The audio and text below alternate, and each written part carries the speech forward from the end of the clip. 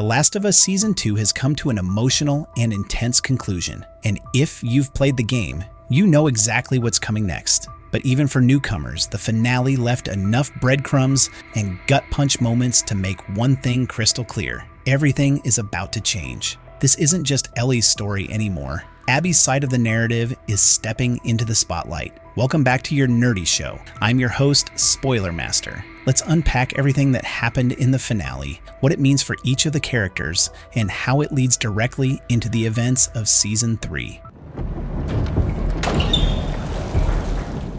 Ellie's downward spiral continues. Season 2 picks up right after Ellie kills Nora, a brutal and defining moment in her quest for revenge. She returns to the theater, shaken but determined, and meets up again with Dina and Jesse. Jesse wants to focus on finding Tommy, but Ellie's still obsessing over Abby. That obsession is now driving everything she does. As Ellie and Jesse head out to track down Tommy, Ellie has a realization. She thinks she knows where Abby might be, so she convinces Jesse to split up. It's a pivotal decision that triggers a domino effect, ultimately leading to Jesse's tragic death and a huge escalation in the conflict. Ellie's single-minded focus on revenge blinds her to the danger she's walking into, and it costs her. The show makes it clear that her journey is becoming increasingly isolating. She's pushing away the people who care about her and walking further into the darkness. Leave her!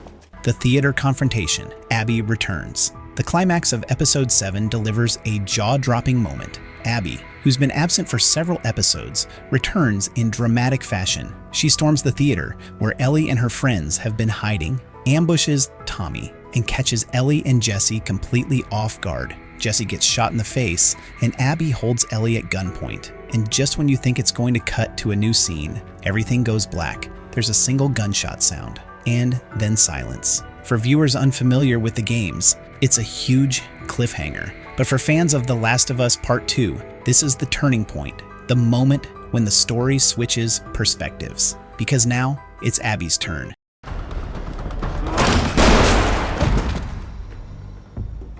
Season 3 begins with Abby's perspective. Right after the blackout, the show flashes to Abby walking through the WLF compound. Superimposed text appears, Seattle, Day 1. This is exactly how the game shifts in its second half. Abby's story unfolds over the same 3 days we just experienced with Ellie, but from the other side. In the game, this is when players are forced to re-evaluate everything they thought they knew. Suddenly, the villain isn't a villain at all. She's a complex, wounded person with her own motivations, relationships, and pain, and the cycle of violence becomes a lot harder to justify. Season 3 will almost certainly follow this same narrative structure. We'll see Abby's 3 days in Seattle, her relationship with Lev and Yara, her role in the WLF, and what drives her to track Ellie down at the theater. And most likely, Season 3 will end right where Season 2 left off, with the theater confrontation, but this time, through Abby's eyes. No!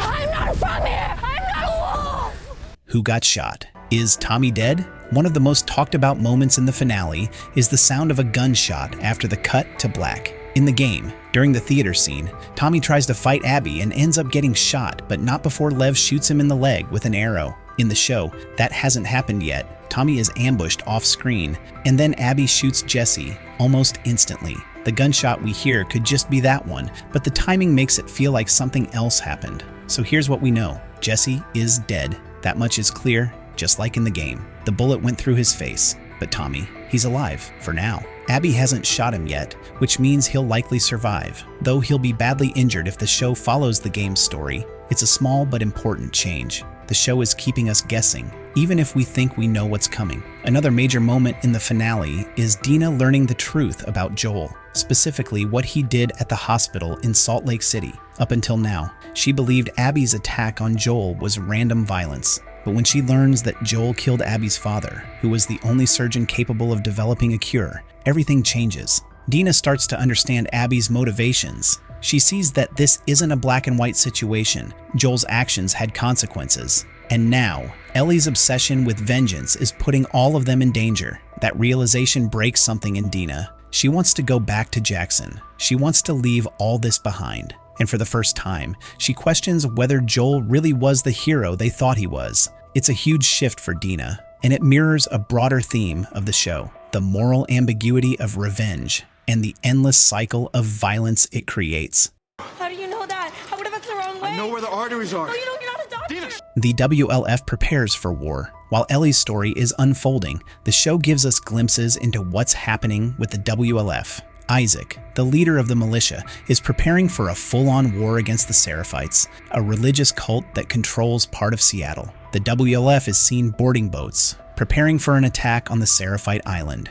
This is a key moment pulled straight from the game, and it signals that things are about to escalate dramatically. But there's another layer to it. Isaac reveals that Abby and some of her close friends have gone missing. He doesn't know why, but we do. This sets up one of the most emotional arcs in the game. Abby abandoning the WLF and risking everything to protect a pair of Seraphite siblings, Yara and Lev. We haven't met them yet in the show, but we will in Season 3. So far, we've only gotten hints about why Abby stepped away from the WLF. In the finale, Isaac mentions that she's disappeared, and the show hints that she left because one of her friends shot a fellow soldier, forcing Abby to investigate. In the game, it's revealed that Abby's worldview starts to crack after Joel's death. Her quest for revenge doesn't bring her peace, and when she meets Lev and Yara, two young Seraphites who are being hunted by their own people, Abby chooses to protect them against Isaac's orders. That decision leads her to abandon the WLF, lose the trust of her community, and begin a journey of redemption.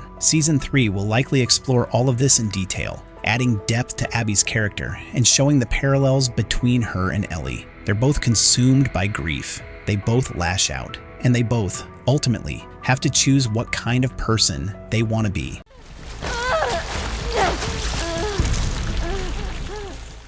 How did Abby find Ellie? One mystery that's still unresolved is how Abby found the theater. In the game, Ellie leaves behind a map at the aquarium that points directly to their hideout, but in the show, things play out a bit differently. Ellie forces Owen and Mel to mark Abby's location on a map that's already there. She doesn't appear to leave any clues about her own location, so when Abby shows up at the theater, it feels like a surprise. Maybe even a plot hole, but more likely the show is just holding back that detail for later. Season 3 might reveal how Abby tracked them down. Maybe someone followed them. Maybe the map did have a clue we didn't see.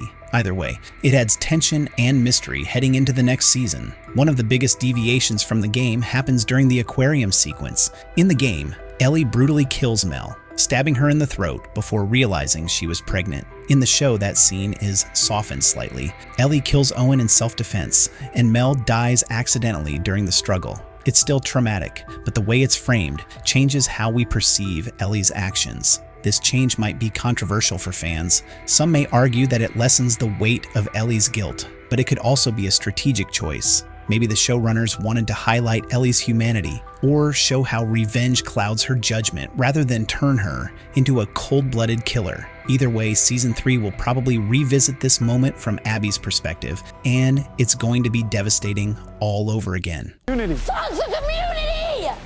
All you do is talk about the fucking... What comes next? In Season 3, the stage is set for a gripping third season. Here's what we can expect. Abby's full backstory, including her life in the WLF, her relationship with Owen, and her eventual alliance with Lev and Yara, the Seraphite War, and Abby's choice to betray her people to do what's right. A deeper exploration of revenge, trauma, and forgiveness from both Ellie and Abby's perspectives. And eventually, a return to the theater. A final confrontation that will test both characters to their core. she got me. She got me.